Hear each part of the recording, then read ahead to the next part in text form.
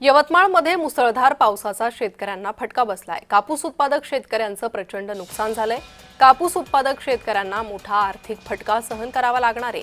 पावसामुळे शेतकऱ्यांची स्वप्न भिजली आहेत। हातांनी पेरलेलं, घामाने वाढवलेलं आणि आशेने जपलेलं कापसाचं पीक पावसामुळे उद्ध्वस्त झालंय। शेतकऱ्यांनी कष्ट करून उभं केलेलं हे पीक पावसामुळे नष्ट झाल्यानं त्यांच्या हातात आता काहीच उरलं नाही। कर्ज कसं फेडायचं आणि पुढच्या हंगामासाठी भांडवल कुठून आणायचं हा मोठा प्रश्न कापूस उत्पादक शेतकऱ्यांसमोर उभा राहिला आहे।